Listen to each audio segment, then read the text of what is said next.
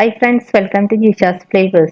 ഇന്ന് ഞാൻ പൊട്ടറ്റോയും ചെമ്മീനും സോയ ചങ്ക്സും കൂടെ ചേർത്തിട്ടുള്ള ഒരു മസാലയാണ് തയ്യാറാക്കുന്നത്. നമുക്ക് ചപ്പാത്തിയുടെ പൊറോട്ടയുടെ കൂടെയൊക്കെ കഴിക്കാൻ നല്ല ടേസ്റ്റാണിത്.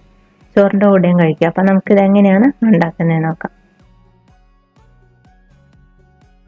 അപ്പം അതിന് വേണ്ടിയിട്ട് സ്റ്റവ് കത്തിച്ച ശേഷം പാൻ വെച്ച് കൊടുത്തിട്ടുണ്ട്. അതിലേക്ക് ഓയിൽ ഒഴിച്ചു കൊടുക്കുക. ഏകദേശം ഒരു 2.5-3 ടേബിൾ സ്പൂണോളം ഓയിൽ ഒഴിച്ചു കൊടുക്കണം. ഓയിൽ നന്നായിട്ട് ചൂടായിട്ട് വരുമ്പോൾ നമുക്കിതിലേക്ക് 1/2 ടീസ്പൂൺ കടുക് ചേർത്ത് കൊടുക്കുക.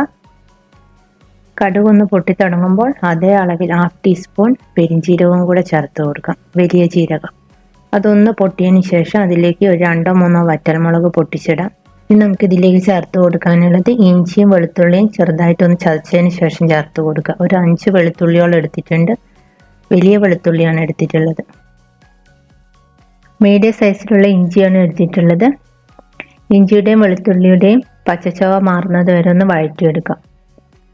കുറച്ച് കറിവേപ്പിലയും കൂടെ ചേർത്ത് കൊടുത്തിട്ടുണ്ട്. ഇനി നമുക്കിതിലേക്ക് സവാള ചേർത്ത് കൊടുക്കാം. 3 മീഡിയം വലുപ്പത്തിലുള്ള സവാളയാണ് എടുത്തിട്ടുള്ളത്. സവാളയിലേക്ക് ആവശ്യത്തിനുള്ള ഉപ്പ് ചേർത്ത് കൊടുക്കാം. ഇനി സവാളയൊക്കെ നന്നായിട്ട് വെന്ത് വരട്ടെ. ഇപ്പോൾ സവാള നന്നായിട്ട് വെന്തിട്ടുണ്ട്. ഇനി നമുക്കിതിലേക്ക് ഒരു തക്കാളി ചേർത്ത് കൊടുക്കാം.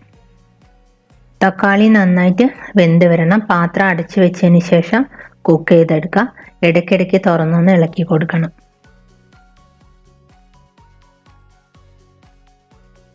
ഇനി ഇതിലേക്ക് പൊട്ടറ്റോ ആണ് ചേർത്ത് കൊടുത്തിട്ടുള്ളത്. 2 മീഡിയം വലുപ്പത്തിലുള്ള പൊട്ടറ്റോ ആണ് എടുത്തിട്ടുള്ളത്. നമ്മളിത് ലോ ടു മീഡിയം ഫ്ലെയിമിൽ ഇട്ടിട്ടാണ് കുക്ക് ചെയ്തെടുക്കുന്നത്. ഇപ്പം വെള്ളമൊന്നും ഒഴിച്ചു കൊടുക്കുന്നില്ല.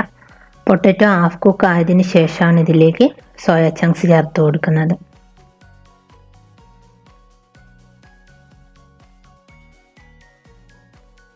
ഇനി ഇതിലേക്ക് സോയ ചങ്ക്സ് ചേർത്ത് കൊടുക്കാം. സോയ ചങ്ക്സ് ഇത് നമ്മൾ തിളച്ച വെള്ളത്തിലിട്ടതിന് ശേഷം ഒരു അരമണിക്കൂർ നേരം അടച്ചു വയ്ക്കുക. അതിനുശേഷം നന്നായിട്ട് കഴുകിയതിന് ശേഷമാണ് ചേർത്ത് കൊടുത്തിട്ടുള്ളത്. സോയ ചങ്ക്സ് ഇട്ടതിന് ശേഷം ഒരു 5 മിനിറ്റ് കഴിഞ്ഞതിന് ശേഷം പ്രോൺസും കൂടെ ചേർത്ത് കൊടുക്കാം. എല്ലാം കൂടെ നന്നായിട്ട് ഇളക്കി യോജിപ്പിക്കാം.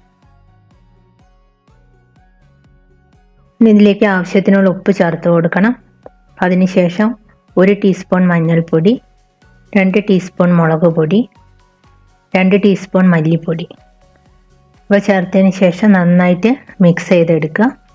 ഇതിലേക്ക് ഒരു 1/2 ടീസ്പൂൺ ഗരം മസാല പൊടിച്ചതും കൂടെ ചേർത്ത് കൊടുക്കണം. പൊടിയുടെ പച്ചച്ചവ മാറിയതിന് ശേഷം ആവശ്യത്തിനുള്ള വെള്ളം ഒഴിച്ചതിന് ശേഷം പാത്രം അടച്ചു വെച്ച് കുക്ക് ചെയ്തെടുക്കുക. 10 മിനിറ്റ് കൊണ്ട് തന്നെ സോയ ചങ്ക്സും പ്രോൺസും പൊട്ടറ്റോയും എല്ലാം വെന്ത് കിട്ടും. അവസാനമായിട്ട് ഇതിലേക്ക് കുറച്ച് മല്ലിയില കട്ട് ചെയ്തതും കറിവേപ്പിലയും കൂടെ ചേർത്ത് കൊടുക്കാം. അപ്പോൾ എളുപ്പത്തിൽ പ്രോൺസ് പൊട്ടറ്റോ സോയ മസാല ഇവിടെ റെഡി ആയിട്ടുണ്ട്. അപ്പോൾ എല്ലാവരും ഇതേ രീതിയിലൊന്ന് ഉണ്ടാക്കി നോക്കാം. മറ്റൊരു നല്ല റെസിപ്പിയുമായി അടുത്ത വീഡിയോയിൽ കാണാം. താങ്ക്